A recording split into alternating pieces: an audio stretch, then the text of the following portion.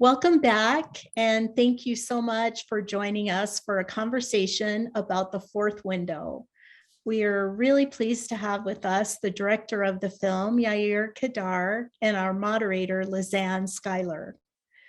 Yair is a filmmaker and an LGBTQ rights activist. He created the award-winning The Hebrews, which is a series of filmic portraits of Hebrew writers from the 17th century to the present, using his academic training in 20th century Hebrew literature. I would love to see that. He co-directed and produced the mockumentary series Vanished, about the disappearance of women artists in Israeli culture. Liliane from the series won first prize in the 2016 Haifa Film Festival. Welcome to our discussion. Thank you. And Yair is actually calling in from Tel Aviv, so we're wonderful to have him with us. And our moderator today is Lizanne Schuyler. She's a writer-director of numerous documentary, short, and fiction films. Her feature, Getting to Know You, is based on Joyce Carol Oates' short stories from the collection Heat, and was an official selection of the Sundance and Venice Film Festivals.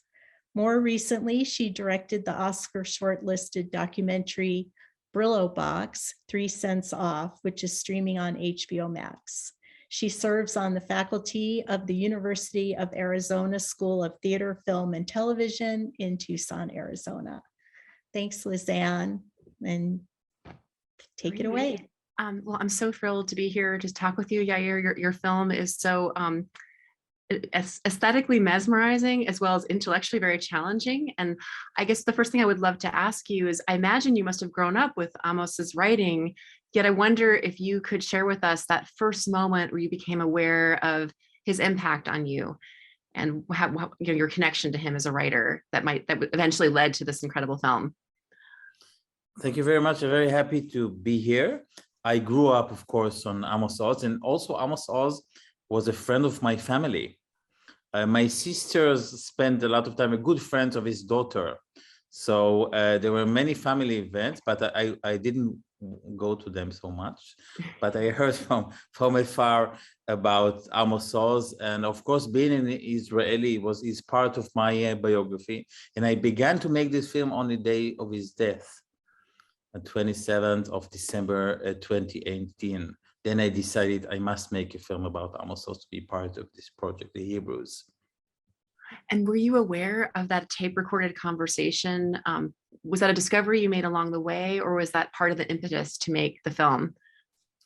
No, actually, I didn't know about these recordings, and we collected archives. We got tens of dozens of hours. We watched Amos Oz being shot in Israel, in other countries, in about 70 years of career.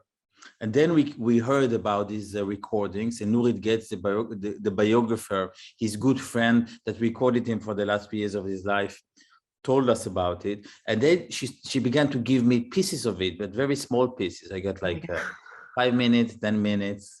It took me a long time, about a year, to gain her confidence. She will give me some scale of recordings. But when we saw those recordings, we heard them, we understood that we have a great opportunity here to tell the story, the film, through the last narrative, the last story of Amos Oz. We found actually the last unedited, raw story that Amos Oz told. And we had the access to this last story. And we could construct the films to these two storylines, the last story and the biography storyline, which combines the literary and the political storylines as well. And did you, on that day when you decided you were going to make this film, did you have a process in mind? Did you know who you were going to interview you? What was your next step at that moment of deciding to make this film? It's very, very interesting because he just died. Yeah. And in Israel, he was like, like a secular saint. All the press, and the memorials were hugging him and deeply sad. And I began to make the film in the early stage of mourning. There is 5 stages of mourning. This is the first stage. of mourning. I like, some king is gone, and all the people in the kingdom side to pay tribute to the king and talk about the king. But then I began to see nuances. I saw the text, but also the subtext and the interest map. And it was very interesting to see what happens in the king after the king is gone.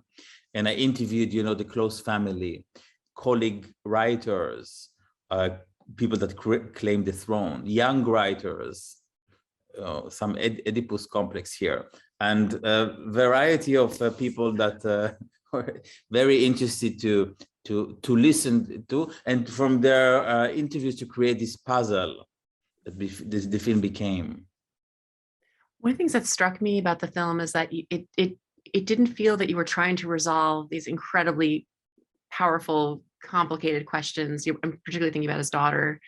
And I wonder, did you feel pressure to answer that question or to bring that to a kind of a conclusion? Because it was very subtle how, the way you end the film. There was a lot of pressure from the family and from the people that support and finance the film, that the film will take a stand. And it was very important for me to take a modest stand, but not to judge.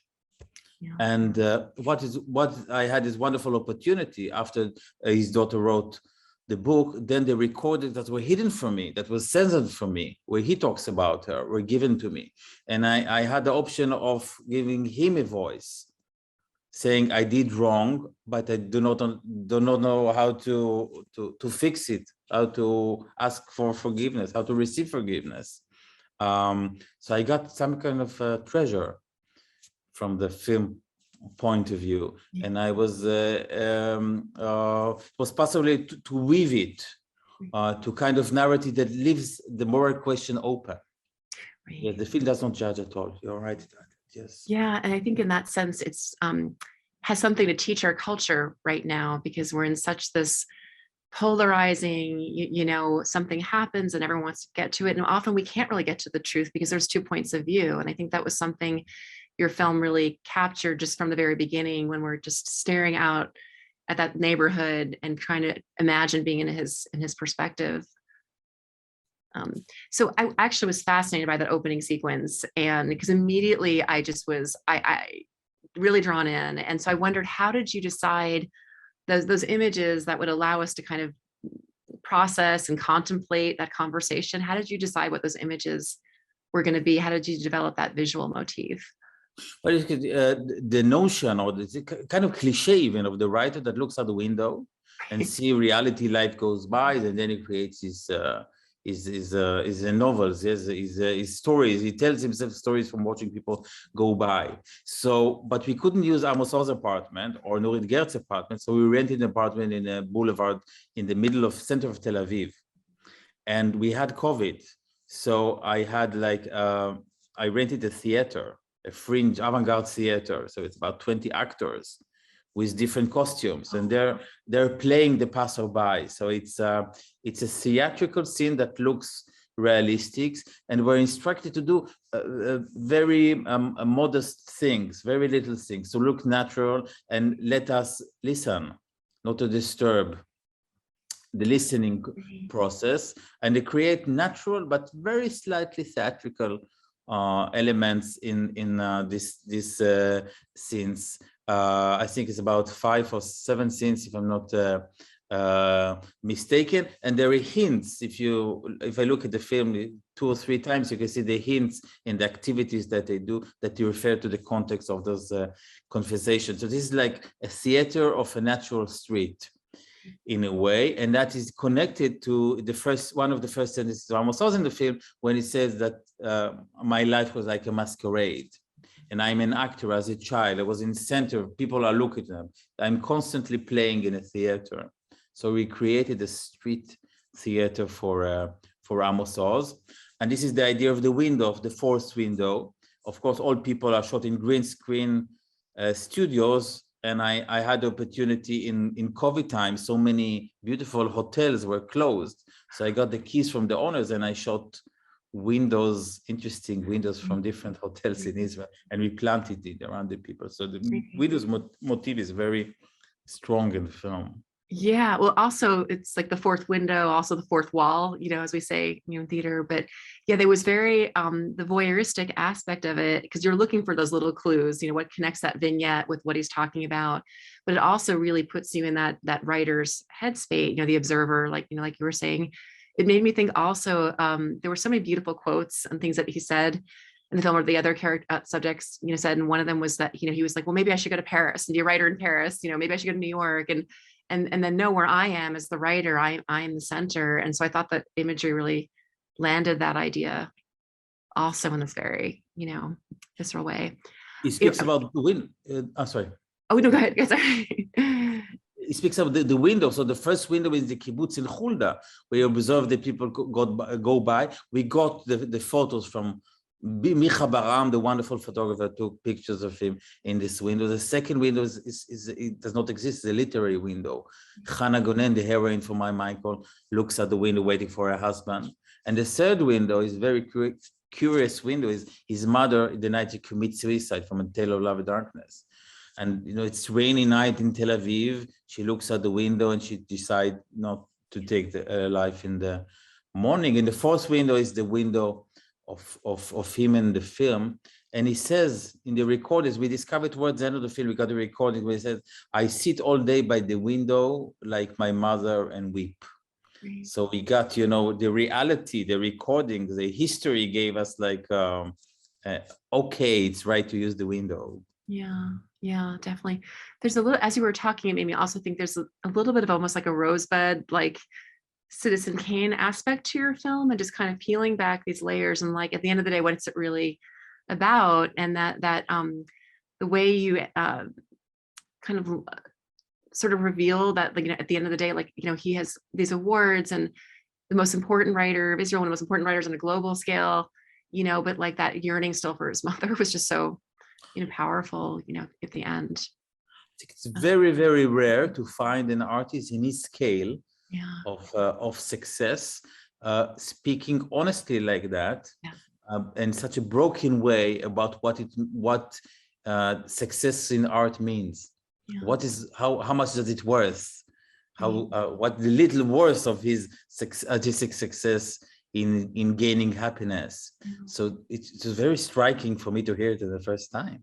It's very powerful statement for a man towards the end of his life, saying none of it was worth it. I still have a great hole in my heart.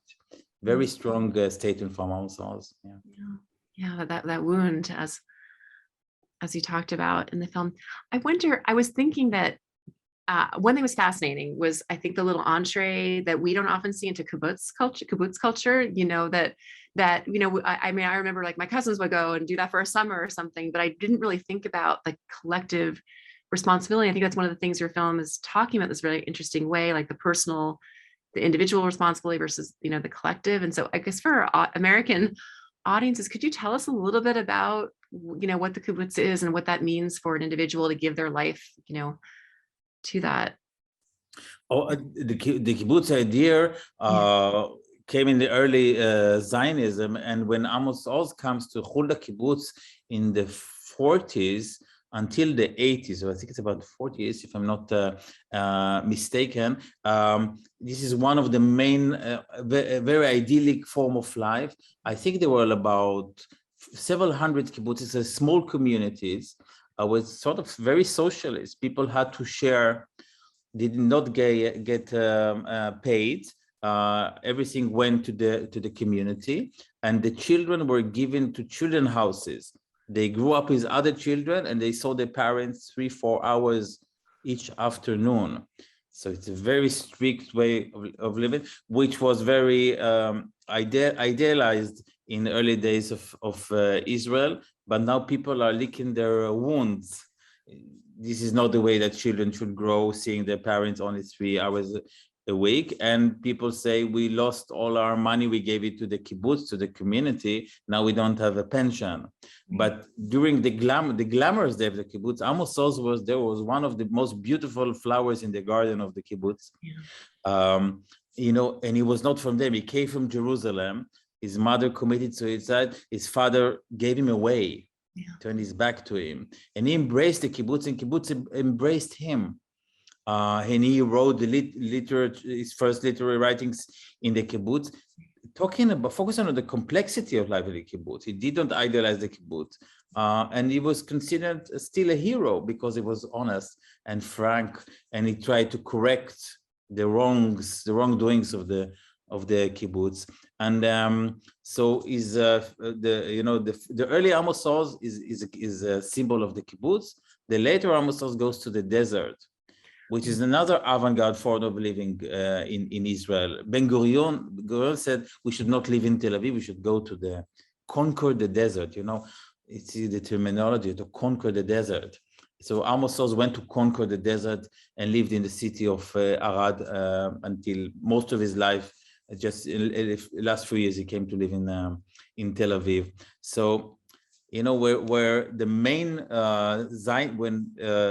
Zionism was, that's where Amos Oz were. It was amazing that he stayed as long as he did. I mean, that shows his loyalty. That here was this family, this kind of surrogate family that took him in when he was abandoned. And then, but even it was so many years after his success that he finally left. Like, that was amazing when his wife said at 47, I went to the bank, for the first time. It struck me that other people might have left sooner, or said, oh, I'm a famous writer now, I'm going to go, I think the kibbutz was his new family, and he didn't want to leave. He didn't want to leave a family. He never wanted to leave a family. But then he acknowledged that his personal family is, in fact, his family, and he left to Arad. From early age, from his 20s, he was on the news, leading the peace movement, being a center figure in the left, telling Israel about their conscience as a writer in 45 countries.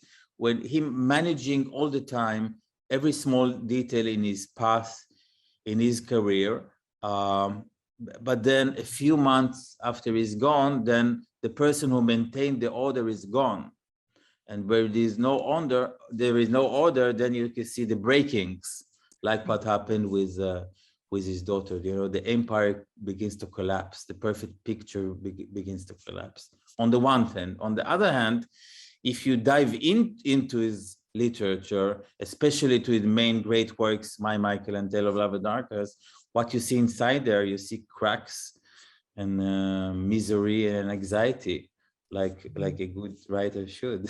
Write about. So it's not surprising on the other hand. It really provided a window. I think we don't see, of a culture we just don't ever think about what that would be like to live in an almost socialist.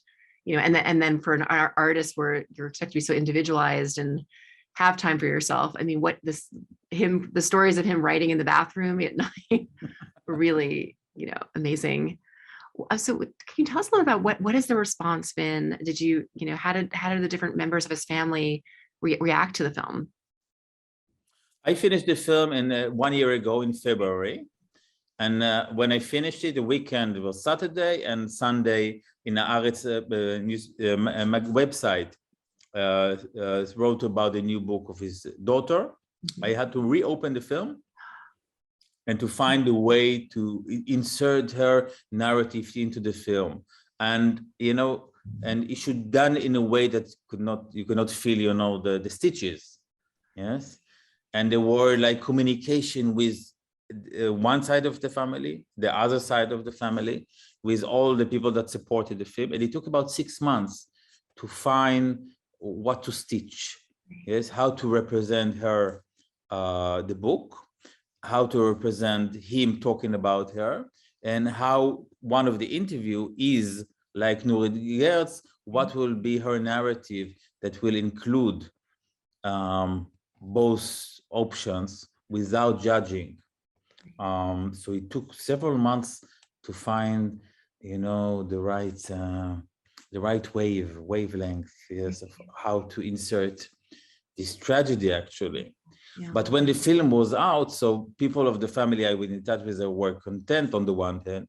On the other hand, you were talking about some tendencies in US culture. So also in Israel, there was some wave of opposition to the film, to Amos Oz, some slight cancel culture, but slight. So, you know, the halls when I showed the film in the Cinematheques were smaller than could be expected. Less people came because people boycott and will not take out Amos Oz from the bookshelves. Wow. Some people do it, and people are judging him to both sides, and it is unknown what will become of him as you know, as member of the Israeli canon, or perhaps the world literature canon. It's we cannot know. I hope that these two main works will stay with us. Yeah. My Michael and Tale of Love and Darkness, because they're so fantastic. You have such a unique background as a filmmaker, you know, because you're a writer, a critic, an advocate. And so I wondered, in doing this film, do you see that as just two sides very blended of yourself, or did you ever have moments where you were doing your interviews where you felt more the author or the biographer? Just curious how all those aspects of your creativity kind of merge in this film. I come from literature, from studies of literature, and I have a very good time talking to literary critics and writers. I feel at home. What was more challenging for me was the political aspect. I'm not extremely political a person in this sense, and Amos Oz was a political preacher. It was like, you know, A, writer, B, a political figure, and how to incorporate it in film was challenging for me, because it is hard to talk about a political history without turning into cliches. So you have to find original ways, original speakers, wise, brilliant, clever speakers that will contribute to this storyline. I think the skies of Israel and the States was closed in March 2 years ago.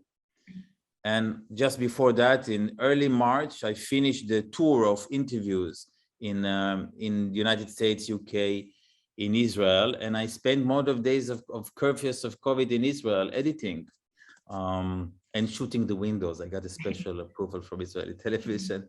And it was quite a nice way to spend the COVID curfews, actually.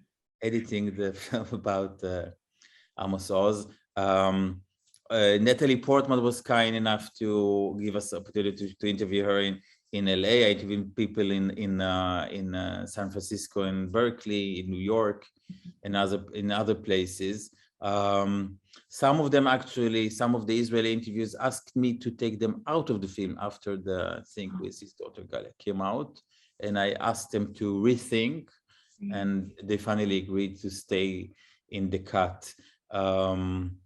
It's it's a very emotional drama that is still going on. Yeah. I imagine the reaction from Israel to around the world must be so different. Have you had any reactions that have surprised you? The polarization surprised me. That people saw immediately, because of social media, the struggle, the inner family struggle continues between the daughter and her brother and sister. But who's telling the truth? It's very much live in social media in Israel, and it affects very much. And it's very striking to see, you know, because he was majestic, such a wonderful writer, so impressive, such an impressive intellectual. Such a great personality, so successful, and in a few weeks everything is gone almost. So it's very striking to watch it. I didn't imagine when I started to make the film that will be the destiny of it, but I'm proud that the film is not judgmental, and it allows the parties to speak and to make us think about this very, very complex family. Right. The mystery of family, as your film talks about. Yeah, it feels that the film, I mean, you know, films are always in conversation with their place and time, but yours in particular, I think, gives gives us a way, to process what happened, and offers, his point of view, offers his supporter, for the whole range of people to talk about it. So hopefully it will, continue to play that role. Where else will we? So I know you've done a year of festivals, and then can you tell us a little bit more about where it's expected to see, to screen, and where else people can see it? And I imagine there's people eager to see this film. I think I have like 3 or 4 Zooms every week from different places in North America. So now the film is touring North America with his small brother. The film I made after that, the last chapter of A.B. Yeshua, about the other great Israeli writer. And both films are screening in many festivals. And I think around April in the spring, they're gonna show in Berkeley, and in other places, Sacramento, and other places. So very nice tour, and I hope that I will be able to join some of the screenings when I'll stop be afraid of flying during COVID. Yes, well, that would be really great. Well, thank you. This film is such a unique contribution to, how not only, like, what we, as we mentioned before, just a way of thinking about this writer in a different way, but it also offers so much history. And so, politics, I mean, there's so much embodied in this one man's life and creativity. And you really, I think, did an amazing job of wrapping those different layers, the individual, the kibbutz, the family, the kibbutz, the politics. So hopefully his family will, and all his fans will really appreciate this film. So thank you very much. I had a wonderful partner, Nili Feller, the editor. She edits the best Israeli works like Nadav Lapid and Ari Fulman and Rantal. She's been a fantastic partner. And I do recommend to watch the film twice, really. It's a really condensed work, and the second time you reveal more things. I watched it already about 500 times. So 2 times, it's not too much. Yeah, I would definitely second that. It was such a pleasure to speak with you, and thank you for being part of this and sharing your film here in San Francisco and beyond on the one benefit of the virtual platform. It's so great to be able to share it. So thank you very much. So lovely. Thank you very much. Nice meeting you.